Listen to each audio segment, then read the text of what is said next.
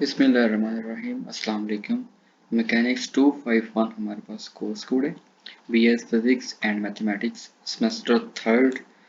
Topic हमारे पास है जी सिंपल हार्मोनिक मोशंस, जो कि आपके पास नॉर्मली इसको हम ऑसिलेशंस का नाम भी देते हैं। So vibratory motion is an important as translational and rotational motion. इसका मतलब ये हुआ कि हमारे पास जो वाइब्रेशन मोशन है या जो वाइब्रेटरी मोशन है वो भी इतना ही इम्पोर्टेंट है जितना आपके पास लीनियर वेलोसिटी इम्पोर्टेंट है, और जितना आपके पास रोटेशनल वेलोसिटी भी इम्पोर्टेंट है। यानी कि जितनी सिग्निफिकेंस आपके पास रोटेशनल मोशन की है, उतनी ही सिग्निफिकेंस आपके पास ट्रांसलेशन मोशन की है, और उससे ज़्यादा इम्पोर्टेंस आपके पास वाइब्रेटरी मोशन भी हमारी डेली लाइफ में या हमारे डिफरेंट फिनोमिनास में जो है ना एक बहुत इंपॉर्टेंट रोल प्ले करता है। There are many phenomena in the nature whose explanation requires the understanding of the concept of vibration and waves. इसमें वो ये बता रहे हैं कि भाई हमारे पास बहुत सारे कुछ नेचुरल ऐसे भी फिनोमिनाज मौजूद हैं, कुदरत के कुछ ऐसे भी पहलू हमारे पास मौजूद हैं जिनको अंडरस्टैंड करने के लिए, जिनको समझने के लिए हमें वाइब्रेशंस और वेव्स जैसे कंसेप्ट की ज़रूरत पड़ती है। Although many large structures such as skyscrapers and bridges appear to be rigid, actually vibrate। वो कह रहे हैं कि जो बड़े बड़े जो बिल्डिंग्स आपके पास हैं या जो आपके पास जो बड़े बड़े ब्रिजेस हैं, जो पुल बनाए जाते हैं, दिखने में तो हमें लगता है कि वो आपके पास एक सॉलिड ऑब्जेक्ट है, बट नॉर्मली क्या होते हैं कि वो भी क्या करते हैं, वाइब्रेट करते हैं। यानी कि उस उनको बड़े बड़े जो ब्रिजेस हैं या बड़े बड़े दरियाओं के ऊपर जो पुल बनाए जाते हैं, उनको इस तरह से डिज़ाइन किया जाता है कि जब उनके ऊपर कोई हैवी व्हीकल आपके जो है वो मूव करेंगे तो क्या करेंगे, वो वाइब्रेट करेंगे। The architects and engineers who design and building them to make it fact into the account। तो उसका मतलब ये कि जो आर्किटेक्चर्स हैं या जो इंजीनियर्स हैं जो बिल्डिंग्स को डिज़ाइन करते हैं, वो उन बिल्डिंग्स को या उन पुलों को इस तरह से डिज़ाइन करते हैं ताकि उनमें ऑसिलेशन या वाइब्रेशन प्रोड्यूस हो सके। नेक्स्ट है जी oscillation. When a particle execute repeat movement about a mean position is said to be in harmonic motion।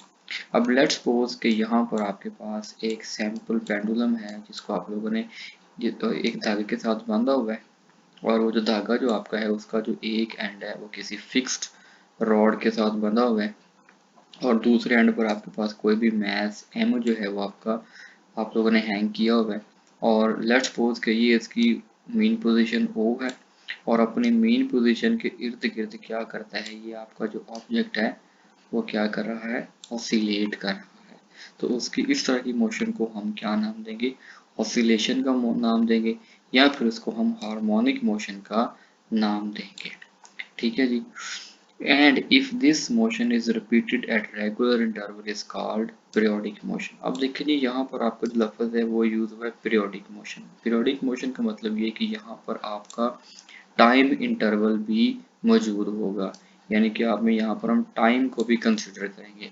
तो इसका मतलब ये कि फर्ज करें कि आपका जो ऑब्जेक्ट है वो अपनी मेन पोजीशन से extreme position A and the other extreme position B, इस पोजीशन में यानी कि फर्ज करें आपका जो ऑब्जेक्ट है वो ए से ओ पे आया और ओ से बी पर गया, और बी से फिर वो ओ पर आया और ओ पॉइंट से फिर वो ए पॉइंट पर चला गया। तो इस दौरान इसने जितना अपने जो वाइब्रेशन है जितने टाइम में कंप्लीट किया है उसको हम नाम देंगे पीरियोडिक मोशन का नाम देंगे। यानी कि वो कुछ इंटरवल के बाद अपनी जो मोशन को क्या कर रहा है वो बार बार रिपीट कर रहा है। लेट्स सपोज के फर्ज करेंगे यहाँ पर हमारे पास ये सूरज है, सन आपका मौजूद है, ठीक है, और हमारी जो अर्थ है वो क्या कर रही है, अपनी मोशन को कंप्लीट कर रही है around the sun.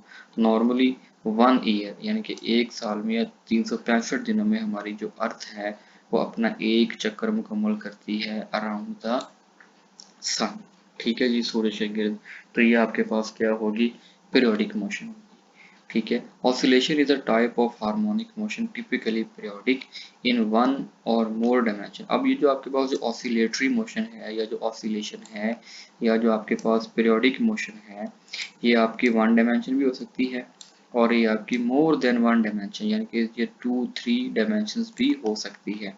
Among the examples of the oscillation is physical world are the motion of a spring. जैसे आपका कोई स्प्रिंग है वो आपका अपनी मेन पोजीशन के इर्द गिर्द ऑसिलेट कर रहा है। अब पेंडुलम है, ठीक है, जो कि नॉर्मली आपको ये वॉल क्लॉक में लगे नजर आते हैं। और back and four motion of a swing, swing कहते हैं झूले को, जो आपका झूला है वो भी क्या करता है, जैसे सर सपोज के ये झूला है आपके पास यहाँ पर कुछ इस तरह से, तो ये भी क्या करता है, ऑसिलेट करता है अबाउट इट्स मेन पोजीशन। ठीक है जी, तो ये कुछ एग्जांपल्स आपके पास हैं ऑसिलेशंस की। नेक्स्ट आपके पास है terminologies of the oscillatory motion. अब यहाँ पर आपके पास जो ऑसिलेटरी मोशन है इसको स्टडी करने से पहले इसके कुछ इंपॉर्टेंट टर्म्स हैं जिनको हम यहाँ पर डिस्कस करेंगे। तो सबसे पहले हम यहाँ पे बात करेंगे वाइब्रेटरी मोशन क्या होती है। तो टू एंड फ्रो या back and fro motion of a body about it's mean position is called vibratory motion. अब देखिए जी यहाँ पर ये आपकी इसकी जो मेन पोजीशन ओ है। अब मेन पोजीशन ओ के इर्द गिर्द कोई भी आपका जो ऑब्जेक्ट है वो ऐसे ऐसे रैंडमली ऑसिलेट कर रहा है, ठीक है। तो इस तरह की मोशन को हम नाम देंगे वाइब्रेटरी मोशन का नाम देंगे। इसी तरह है कि आपके पास vibration, the complete round trip of a body about the mean position is called vibration. अब ये कि फर्ज करें कि आपका जो ऑब्जेक्ट है वो पॉइंट ए से चला और कहाँ पे आया, पॉइंट बी पर आया, और अगेन वो पॉइंट बी से कहाँ पे आ गया, पॉइंट ए पर आ गया।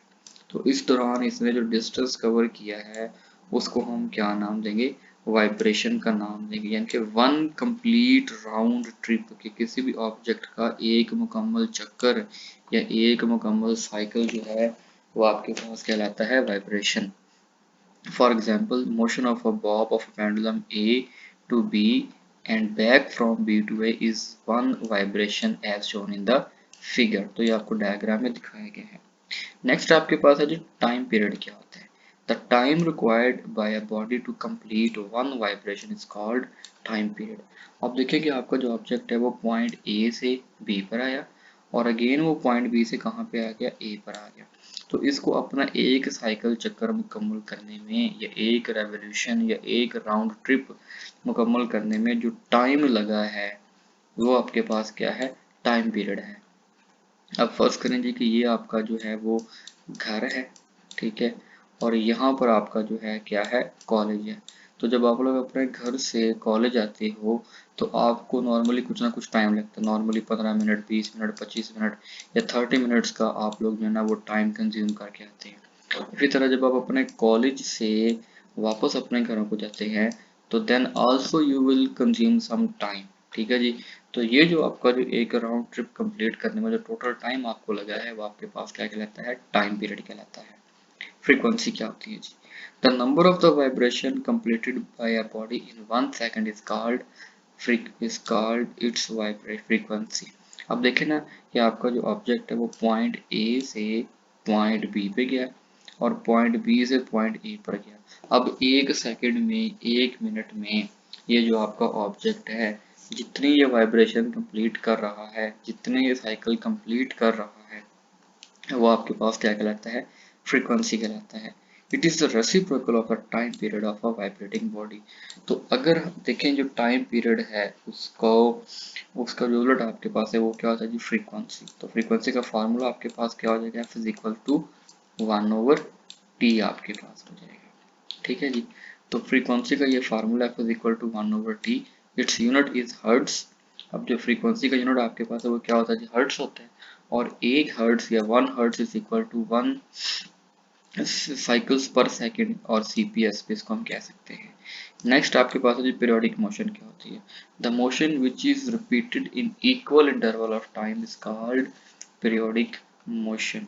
अब इसको आप यूं समझ लें कि लेट्स सपोज कि आपके पास एक डिस्टेंस डी दिया गया है और फर्ज करिए जो डिस्टेंस डी आपके पास है ये कितना है जी, आपके पास 30 किलोमीटर का है। क्या है, 30 किलोमीटर का।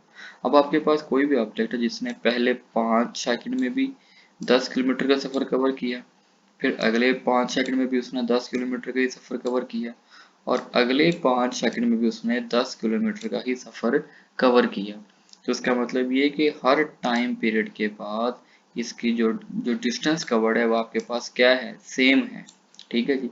तो इसका मतलब ये होगा the motion which is repeated in equal interval of time, यानी कि आपको जो भी मूविंग ऑब्जेक्ट है जो कि अपनी मेन पोजीशन के इर्द गिर्द ऑसिलेट कर रहा है या वाइब्रेट कर रहा है और वो अपने उस वाइब्रेशन को या अपनी उस ऑसिलेशन को गिवन टाइम में रिपीट कर रहा है, तो वो आपके पास क्या होगा, पीरियोडिक मोशन होगा। जैसे फर्स्ट करें, कोई भी आपके पास ऑब्जेक्ट है, अगर वो सर्कुलर ऑर्बिट में मूव कर रहा है और वो अगर 1 सेकंड में एक चक्कर मुकम्मल कर रहा है और अगले 1 सेकंड में भी वो एक चक्कर मुकम्मल कर रहा है और उससे अगले 1 सेकंड में भी अपना वो एक ही चक्कर मुकम्मल कर रहा है, तो इस तरह की मोशन को हम नाम देंगे, पीरियोडिक मोशन का नाम देंगे, क्योंकि यहाँ पर आपका जो टाइम है वो इन्वॉल्व है। नेक्स्ट आपके पास है डिस्प्लेसमेंट।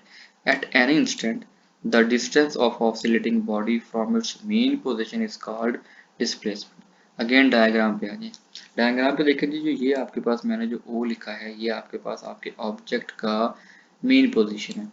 अब वो मेन पोजीशन से आपका जो ऑब्जेक्ट है वो मैक्सिमम कितनी हाइट पर मौजूद है या कितने डिस्टेंस पर मौजूद है, वो आपके पास क्या कहलाता है, डिस्प्लेसमेंट कहलाता है। और डिस्प्लेसमेंट को नॉर्मली हम एक्स के साथ डिनोट करते हैं। नेक्स्ट आपके पास है जी amplitude, the maximum displacement of a body from the mean position. अब देखें ये मेन पोजीशन आपके पास ओ है और मेन पोजीशन से आपका ये जो ऑब्जेक्ट है वो मैक्सिमम कितनी हाइट पे जा सकता है, मैक्सिमम वो कितनी हाइट पर जा सकता है, ये आपके पास क्या कहलाता है, एम्पलीट्यूड कहलाता है। ठीक है। अब फर्ज करो कि अगर आपके पास कोई भी साइन फंक्शन है तो नॉर्मली जो साइन फंक्शन की जो आपके पास वेव होती है वो कुछ इस तरह से बनती है। ठीक है। तो आप यूं भी कह सकते हैं कि maximum height of the wave from its mean position, के मेन पोजीशन से मैक्सिमम बुलंदी पर आपकी जो वेव है वो आपके पास क्या कहलाएगा, उसका एम्पलीट्यूड कहलाएगा। नेक्स्ट आपके पास एंगुलर फ्रीक्वेंसी आपके पास क्या होता है, the number of the revolution per second of a body is called angular frequency, कि 1 सेकंड में आपका जो ऑब्जेक्ट है वो कितने चक्कर मुकम्मल कर रहा है, कितने साइकिल मुकम्मल कर रहा है, वो आपके पास क्या कहलाता है, उसका एंगुलर फ्रीक्वेंसी कहलाता है। और एंगुलर फ्रीक्वेंसी का फार्मूला आपके पास आएगा omega is equal to 2 pi F, और यहाँ पे एफ की वैल्यू आपके पास आ जाएगी omega over 2 pi, where omega is the angular velocity. Next आपके पास है जी यहाँ पे सिंपल हार्मोनिक मोशन आपके पास क्या होता है, जिसको शॉर्ट फॉर्म में हम SHM भी लिख सकते हैं। तो यहाँ पे हम देखते हैं कि सिंपल हार्मोनिक मोशन आपके पास क्या होता है। तो फर्स्ट ऑफ ऑल कि यहाँ पर आपके पास क्या है कि एक बॉडी है, a body of mass m attached with a spring constant k। अब यहाँ पर जो स्प्रिंग जो है उसकी भी कोई ना कोई वैल्यू होगी, उसका भी कोई ना कोई कांस्टेंट होगा, जिसको हम स्प्रिंग कांस्टेंट k का नाम देंगे। Laying on a smooth surface table as shown in the figure, जो आपको डायग्राम में दिखाया गया है। Initially the body is at rest at mean position O। तो जब आपका जो ऑब्जेक्ट होगा, जब इसके ऊपर कोई भी फोर्स अप्लाई नहीं करेंगे, कोई भी इसके ऊपर फोर्स नहीं लग रहा होगा, तो वो कहाँ पे होगा, वो अपनी मेन पोजीशन पर होगा। जो 0 पॉइंट आपके पास है it is the mean position. ठीक है। और इसको हम इक्विलिब्रियम पोजीशन का नाम भी देते हैं या रेस्ट पोजीशन का नाम भी देंगे, यानी कि यहाँ पर आपका जो ऑब्जेक्ट है वो हालत सुकून में है। Now we apply some force F on the body and displace the body from O to A। अब हम क्या कर रहे हैं कि हमने इसके ऊपर फोर्स अप्लाई किया और फोर्स अप्लाई करके हमने अपने ऑब्जेक्ट को डिस्प्लेस करवाया from its mean position to the point A, mean position to the point A। The spring will exert a force on a body due to its elastic restoring force। अब देखें, जो हमने force apply की है वो जो force है वो स्प्रिंग के अंदर स्टोर हो जाएगी, जिसको हम इलास्टिक रिस्टोरिंग फोर्स का नाम देंगे। और ये इलास्टिक रिस्टोरिंग फोर्स क्या काम करेगी, ये आपके उस स्प्रिंग को वापस उसकी मेन पोजीशन पर लेके आएगी।